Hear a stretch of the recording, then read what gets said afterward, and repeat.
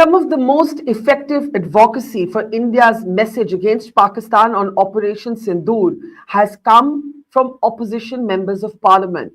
Shashi Tharoor, Manish Tewari, Asaduddin Owaisi, Salman Khurshid, to name just a few. Also Supriya Sule, Priyanka Chaturvedi, Kanimoi. This show of unity outside India has been very powerful, but it doesn't really square with the politics that have been unfolding at home. Nevertheless, certain individuals have appeared with distinction on the global stage. Congress Member of Parliament Manish Tewari is one of them, and in a moment from now, he'll be joining us live to take your questions and mine. I'm Barkha Dutt, you're with the Mojo Story. On the program today, we look at the effectiveness and the efficacy of the bipartisan delegations that have traveled across the world to global capitals to carry India's message against Pakistan and Pakistan's patronage of terrorism. Some of the key voices in these delegations have been members of the opposition. While India's presentation of a united front has been powerful, it hasn't stopped political squabbling at home, with the Congress in particular repeatedly targeting the Prime Minister. Rahul Gandhi said it was like Narender had surrendered. I'm quoting him here before Donald Trump, referencing Trump's repeated claims that he had something to do with the halt in hostilities between India and Pakistan, something that has been fiercely rejected by India. But even as this political battle unfolds here in the home arena, outside India, some of the most effective voices, as I was mentioning, have been members of the opposition. Among them is Congress Member of Parliament Manish Tewari. Not many know that Manish himself is a victim of Pakistan, of terrorism. He lost his father to terrorism, and he has been one of the sharpest and fiercest voices against Pakistan. To talk about all that he has experienced in these last few days as he's traveled in that bipartisan delegation across the world, I'm joined by our newsmaker today, Congress Member of Parliament Manish Tewari is with us. Thank you so much, Manish, and job well done. I think you made a lot of us very, very proud, a lot of Indians very proud.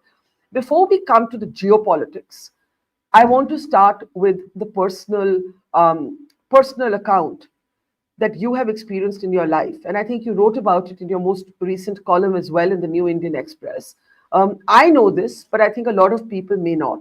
That when you were very young, your father was killed by terrorists in his own home. Your mother was grappling with those terrorists, but as you write so movingly, the terrorists ran out of bullets and so they ran away. Otherwise, your mother could have also been shot dead by them. And this experience has informed your emotional but also your intellectual understanding of terrorism and its patrons. So, can we start before we get to your travels and the geopolitics with your personal experience as a victim of terrorism? Barkha, first of all, thank you very much for inviting me to your show. It's always a pleasure to talk to you. Punjab has unfortunately been a difficult place now going back many decades in time. In 1947, when the partition took place, it wasn't really the partition of India. It was the partition of Punjab and the partition of the province of Bengal. And between the two, Punjab actually got hurt the most because you had 2 million people who died between the July and September of 1947, another 20 million who were displaced, and therefore you had people on both sides of the Radcliffe line who started picking up the pieces of their lives and putting it together again. And that overhang of the partition, followed by the conflicts in 65 and 1971, especially 1971, when the West Pakistani army was very decisively defeated and Bangladesh was created, left an institutional scar on the collective psyche of the Pakistani military establishment. And they took two very seminal decisions on the 24th of January 1972. One, that they will metaphorically eat grass but acquire nuclear weapons. And number two, that they will bleed India with 1,000 cuts. And Punjab became the first frontier of that strategy towards the beginning of 1980. And all those people who stood for the syncretic ethos of Punjabiyat, of which my late father was one of the principal exponents, that was a direct ideological and conceptual challenge to the forces of extremism, separatism, who by then, by that point in time, had adopted terror as a way of intimidating and overawing the state. So on the 3rd of April 1984, my father, who was then a nominated member of the Rajya Sabha, he was a poet, he was an author, a professor of comparative modern Indian literature. He always kept an open house. So at about 6 in the morning, 3 people came and told our staff that they were his students from Patiala. He actually belonged to Patiala. And they wanted to see him. And so the lady, who was our person who used to look after the house, led them into the drawing room and made them sit down and informed my father. So when he came, I think one of them just took out his, actually apparently bowed down to touch his feet, and from near his ankle pulled out a pistol and shot him at point blank range 8 or 9 times. And so therefore, hearing those shots, my mother, who was happened to be in the next room or 2 rooms away, obviously rushed out to grapple with him. And she caught hold of him, and they kind of grappled for a while, and they threw her down, and they pointed the pistol at her, shot, but they were fortunately out of bullets. And so this happened in maybe a split of a second or a couple of minutes. And by the time my sister and I, who were upstairs in our bedrooms, came down, it unfortunately was all over. So, yeah, I mean, in the sense that faith-based killings has been the standard playbook of the ISI, now going back 45 years. And obviously that experience, and it's so unimaginably painful to even hear it. So I can't imagine what it was like to grow up knowing that that's how your father had been killed, that your mother may have also been killed, were it not for literally a sort of coincidence of fate in that moment. Obviously, this has deepened your understanding of terrorism and also your interest in studying it structurally. I don't know how many people know that outside of your life as a member of parliament and a lawyer, you spent a lot of time looking at the power structures in Pakistan and so on. So let's talk about what made what this bipartisan delegation actually meant to you, Manish. Well, essentially, Barkha, for the first time, I think the story of Pakistan-inspired low-intensity conflict, which you have so ably covered over the decades, has to some extent been finally told to our interlocutors, perhaps in a more comprehensive and holistic manner than the bits and pieces on which it was done earlier. So I think we were able to reach out to our interlocutors, explain to them that this is not about Jammu and Kashmir, as is the popular Pakistani narrative around the terror which they perpetrate across the border. But this is all about the institutional humiliation that the Pakistani army still reels under and has not been able to surmount, going back to the creation of Bangladesh. So therefore, under those circumstances, the conflation between Pakistan's use of terror as an instrument of state policy, calling it a freedom fight, equating it with the Palestinian cause and other such causes around the world, I think to some extent we've been able to at least bust that myth that this has nothing to do with the narrative which they peddle. But obviously, this is work in progress. There would be counter narratives which Pakistan would put out. And so therefore, we'll have to keep working at it in order to try and create a global coalition against state-sponsored terror. Because as you know, the Comprehensive Convention on Terrorism has been languishing since the mid-90s in the United Nations. You can't find common language on what terrorism really means. So therefore, we try to draw a distinction between terrorism and not getting into the semantics of that, and the use of violence as an instrument of state policy by one state against the other. And I think to that extent, we possibly may have made some incremental headway. So, Manish, let's first get to this really important point. It's a point you make in your column also, that a lot of the Western media likes to present what's happened as a dispute, in quotes, over Jammu and Kashmir. Like Jammu and Kashmir is a dispute, which it is not. But I think the really important point that you made in your column and that you made just now is that what has happened in Pahalgam, what has happened before that in 2611, and countless other examples has nothing to do with Kashmir.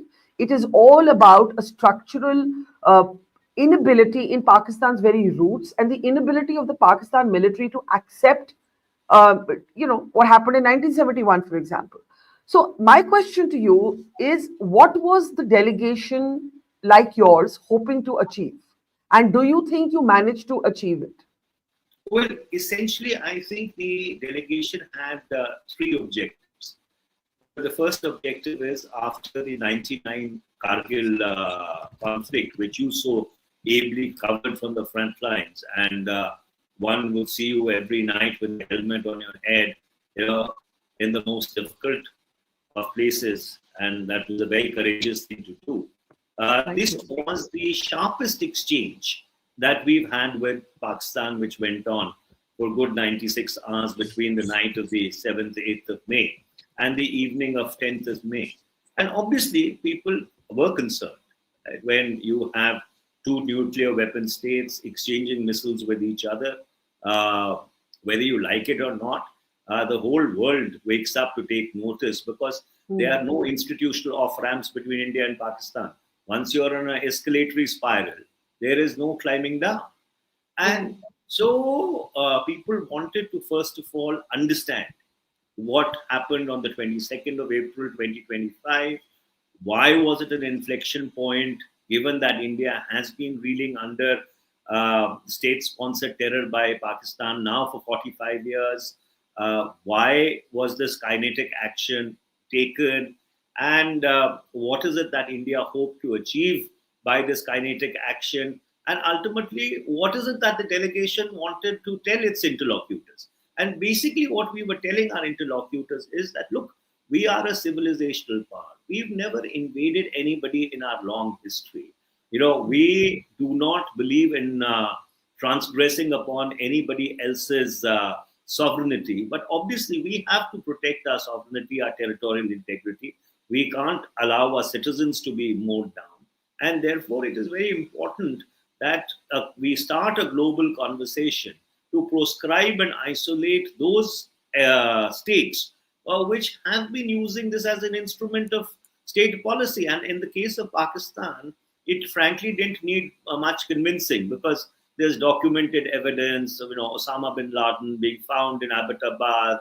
The fact even the Taliban has turned upon its original benefactors. There was the missile exchange between Iran and Pakistan in the January of 2024. So therefore, there was already so much of evidence which was there in the public space. All what one needed to do was to put some coherence onto it and really try and put it across in a comprehensive manner that Pakistan has been the epicenter of terror and regional instability. If you do not rein them in, given that the footprint of large terrorist incidents across the world all lead back to Pakistan, it's not only us who are in danger or who experience this. All of you have also experienced this in one way or the other. So the time has come, to walk the talk. So essentially, that was what the message was. Now, you say that there wasn't even an iota of sympathy. There was reasonable awareness in certainly the countries you travel to. There's a great deal of debate taking place here at home over, did the delegations achieve what they were meant to beyond the symbolism of a united India? And two, the kind of statements that we've seen come from Donald Trump, not just doubling and tripling down, but repeatedly claiming a role for himself that India says he that he's absolutely wrong on. And it's quite clear by now that the military victories led to a turning point. The ravaging of the Pakistan air bases, the hitting possibly of the gate to a nuclear underground storage facility. These were turning points that make the Pakistan DGMO call our DGMO. But how do you address this debate that the battle was won, but the diplomatic narrative has taken a knock, primarily because of what the Americans have done and said? Well, Barkha, the interesting thing is that you have a very peculiar person in the White House, to put it rather mildly. And therefore, the world is also cognizant about the very disparated statements that he keeps on making, not only in his second term, but also going back to his first term. So therefore, there is a lot of discount on what President Trump says. And as someone who's covered strategic affairs now for over three and a half decades, you know that back channeling in any crisis situation is a given. And when two nuclear weapon states decide to have a go at each other, obviously the world is not going to sit back and not be talking to both of them. So therefore, if anybody belabors under the impression that there is no back channeling going on almost concurrent to the conflict, I would say that's a very naive view to take. The difference between what happened in 1990, when Robert Gates came to India after Pakistan started flashing the N word in the wake of some mobilization that we had done in the western deserts of Rajasthan, and then on to Operation Parakaram, 2611, Uri, even Pulwama, Balakot, is that earlier people would keep quiet about it. Now you have an incumbent in the White House who believes that back channeling is front channeling. So there is that paradigm shift which you have to deal with, that there is a gentleman, unlike his predecessors, who is not happy that a crisis has got surmounted or a crisis has got mitigated to some extent, but obviously would like to chest thump and claim credit. Now, that's something which the whole world is dealing with. He's upended the entire global trading system with the tariffs that he's imposed. So, incidentally, in all our meetings, and we were doing something like 7 to 8 meetings a day or not more, there wasn't a single question about ostensible third-party mediation, because sophisticated interlocutors understand that there is a distinction between back channeling and mediation. And mediation is a far more formal process. Yes, there was mediation between India and Pakistan, in the 40s and the 50s, even in the 60s, when you had the United Nations resolutions and the United Nations group on Kashmir actually trying to take a more structured view of things. But after the Simla Agreement of 1972, the template has been bilateral. But having said that, crisis back channeling is a reality. I'm so glad you've said it, because I think you have to remind people that even after 2611, when it was in fact Dr. Manmohan Singh's government that was at the helm, if you just do a cursory Google search, you will find that at the time, Pakistan's Shah Mahmood Qureshi happened to be in India. At that time, India was considering calling the ISI chief to India to make him account for what had happened in Mumbai. The Pakistan army then overruled that. David Cameron at the time was the guy working the phones to both countries. So this happens. It happens. No, absolutely. Not only that, in fact, in an earlier column I had written last week, I had alluded to a statement by Robert Gates, who was then Defense Secretary. If you recall, he continued from Bush 43 to Barack Obama. That was the only appointment which was in continuing, because the US was involved with Afghanistan and Iraq at that point in time. And Robert Gates, in the January of 2010, this is about 14 months after 2611, when he was coming to India, publicly stated that the Indian leadership behaved with a lot of maturity and a lot of restraint after 2611. And obviously, he was talking perhaps from personal experience as someone who would have been involved in that back channeling process. And I'm sure this would have happened after Uri. It definitely did happen after Pulwama and Balakot, because you had President Trump in Hanoi, for the summit with Kim Jong Un, which did not take off. And if you read the account of the then Secretary of State, the gentleman who's lost a lot of weight, the name doesn't come to my head, who was also their director CIA, and John Bolton, who was the national security advisor. Both of them said that they were working the phones with India and Pakistan, and Trump publicly announced that there will be soon good news from India, and both of them would be pulling back. So this is not really the first time it has happened, and that's why I said that now you have an incumbent in the White House who believes that back channeling is actually front channeling. You've said it so lucidly, and I agree with you totally. But I'm going to ask you maybe what you might think is an awkward question. The leader of the Congress party doesn't understand what you have just explained. You have explained with great lucidity that mediation is very different from world leaders picking up the phone, especially when there is a military conflict unfolding between two nuclear powered states, right? In the last few days, the Congress, of which you are a member of parliament, and its leader Rahul Gandhi, have accused the Prime Minister of surrendering. The exact colloquialism was Narender Surrender. And the reference was Trump. And the Congress spokespeople have doubled down on that allegation. Before this, there was another bizarre allegation while all of you were outside doing your work, that Jaishankar had somehow given away war plans to Pakistan in advance, and therefore that might have led to the downing of Indian jets. I'm sorry for this awkward question, but I must ask you: do you find yourself at odds with your party and your leader? Barkha, I would like to thank you for asking that question, because obviously, as a journalist, it's your duty and responsibility to ask the hard questions. The reality is that we've been in a very contested and a bitter political space now for the last 25 years. And every day, the acerbicness and the bitterness in our political discourse only increases. And we are not willing to give or concede any space to each other, irrespective of whatever the issue may be.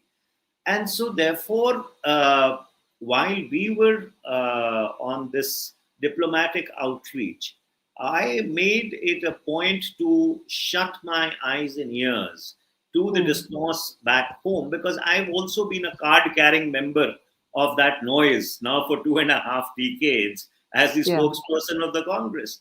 But when you are dealing with strategic affairs, and as someone who had experience of doing it outside the formal political space as a senior fellow with the Atlantic Council in Washington, D.C., you try and put some perspective onto it. And therefore, that is what I've always been attempting to do. You see, there is a distinction between the fact that Pakistan now is a documented exporter of terrorism that has to be exposed. Number two, there are the internal dynamics of how the operations between the 7th and 8th of May 2025 and the 10th of May 2025 played themselves out. And the discourse around this, if you would recall, even the discourse around the Kargil war at that point in time, I'm talking about 25 years back, was very bitterly contested at home. And this bitter contestment is actually going to continue. It will find resonance when Parliament meets from the 21st of July onwards, and even beyond that. So, Mr. Vajpayee at that point in time, in order to deal with it in a more sober manner, decided to constitute the Kargil Review Committee. If I remember correctly, maybe you would also deposed before it at that point in time. And that was a very sophisticated attempt to put credible people to really do a post-mortem of what happened internally or how our handling of the war was. Right? So I think if, let's suppose, you have some structure of this kind which looks at the events which played out, not only for the purposes of political consumption. After all, even militarily, strategically, there are takeaways from the conflict which played itself out for 96 hours. So, what have we as a military, as a defense establishment, as a country, or even from the point of view of diplomacy, are the lessons or the takeaways so that we can do it better the next time? Because the fact that conventional deterrence has its limits when it comes to dealing with asymmetric warfare is a documented reality. If someone was to say that the next terror attack will not happen, you are being naive. How are we going to deal with this, and what are the lessons learned, is something which I think we should go into, not for the purposes of satisfying some political adversary, but more from the point of view of what the takeaways of this conflict were. So, there's a one difference between the Kargil committee and what you're suggesting.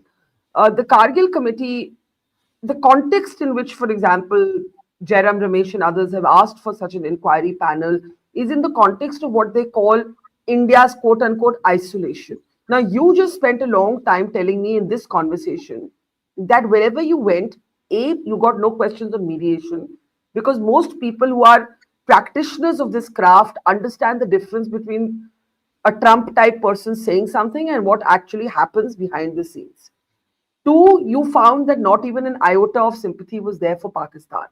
You didn't come back home feeling that India was isolated. You have come back home feeling that there was actually some pretty sharp understanding of what Pakistan is up to. At the same time, you're making the point that conventional military responses are not always the effective answer to asymmetric warfare. If Pakistan has a congenital issue, then it's going to continue to have that issue because it's rooted in its very existence in the carving out of Bangladesh and so on. This is a very different thing from what the Congress is saying. The Congress is accusing the Prime Minister, the Modi government, and by extension, the Indian state of surrendering before Donald Trump. I'm taking it that you clearly do not agree with Rahul Gandhi on this.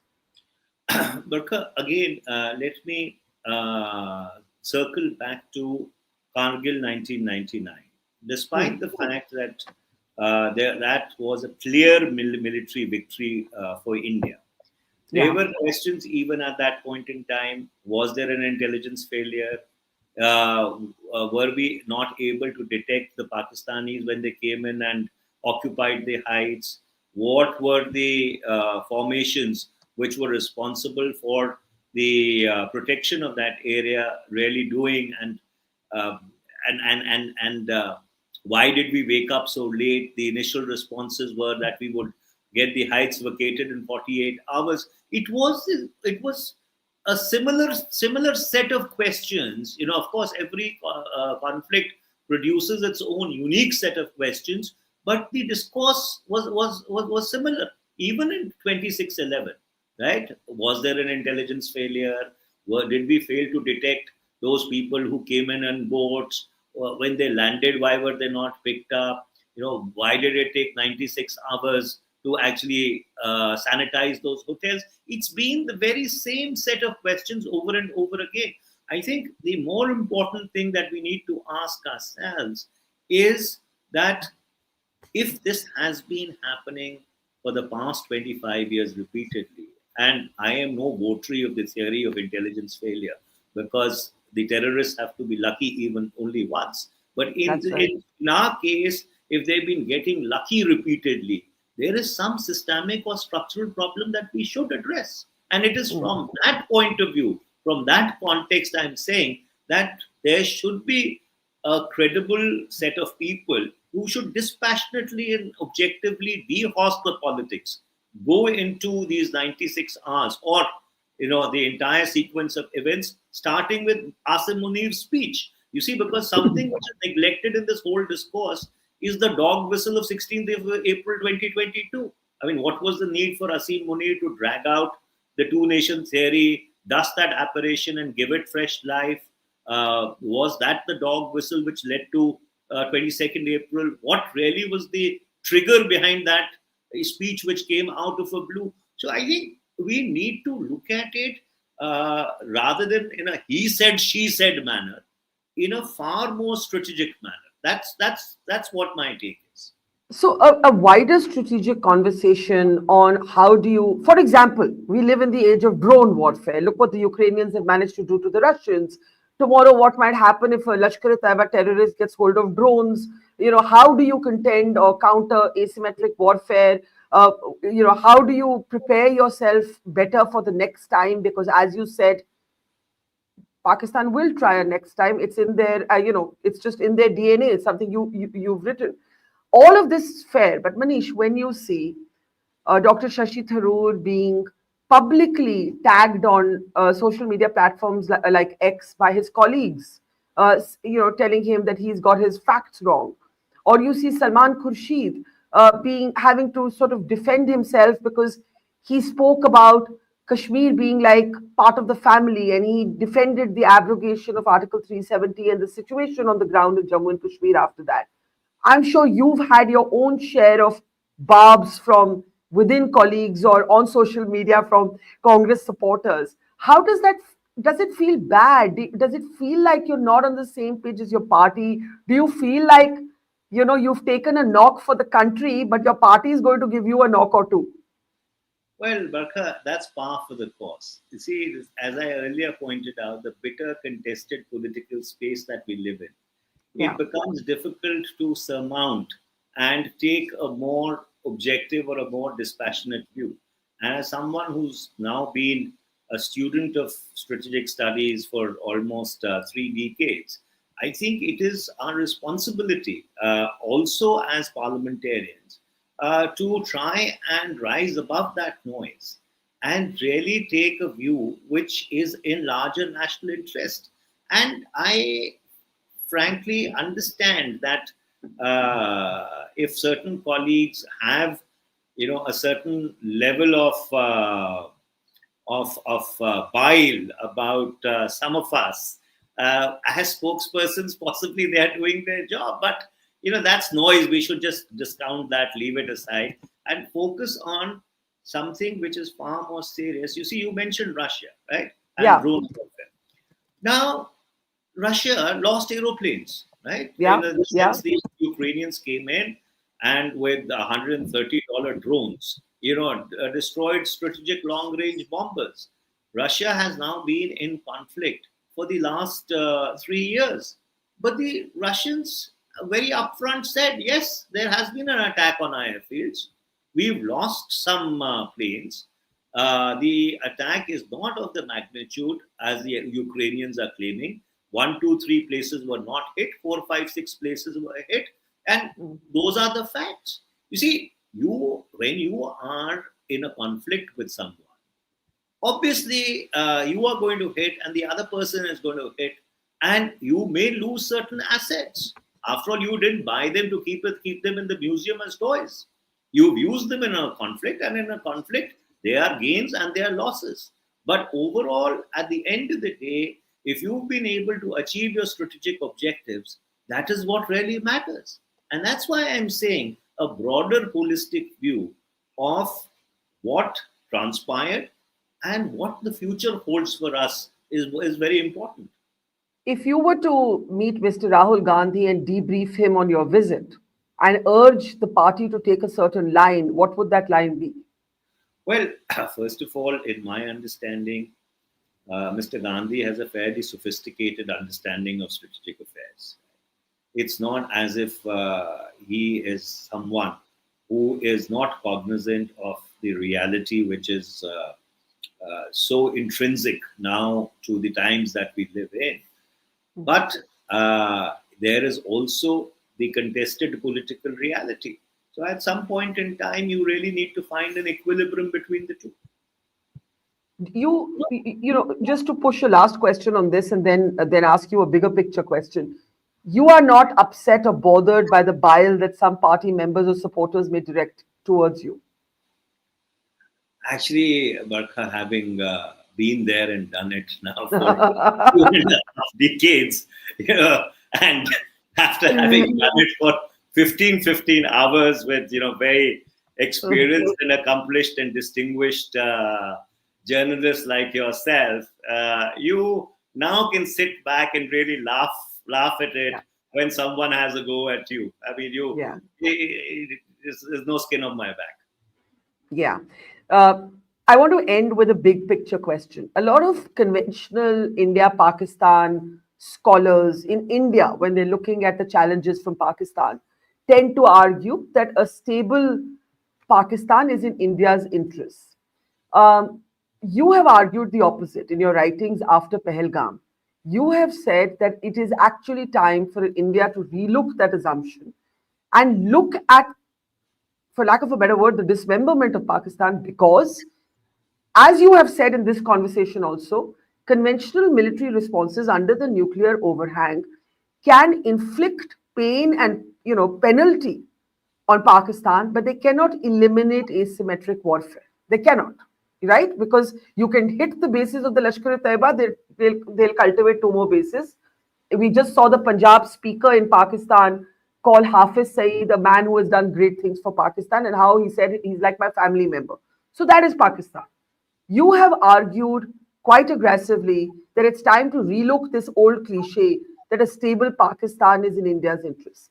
So I want you to end with talking about that. You are absolutely right, Barkha. All of us grew up believing, and I was no exception, Yeah. that a stable Pakistan is a politically coherent Pakistan is in India's interest. Right? All of us grew up believing, and rightly so, that while the civilian leadership in Pakistan does not want a conflict, it is the deep state in Pakistan, the military, the ISI, the semi-state actors that they spawn, who are not able to surmount that institutional humiliation of 1971. But at some point in time, the political leadership will prevail. Pakistan would become a normal state, not a military which has a state, but a state which has a military. And we would be able to live like neighbors. Mhm. But somehow, what happened in Pahalgam, and of course, in terms of the numbers of lives lost, even one life lost is too many, but in a very cold-hearted calculus, the number of lives lost were actually much lesser than what had happened in previous such terror incidents. But the manner of executions, the blatant faith-based executions which were perpetrated with a message to the families that, take this back to your political leadership. Uh, it's like a jackal who's not able. Oops.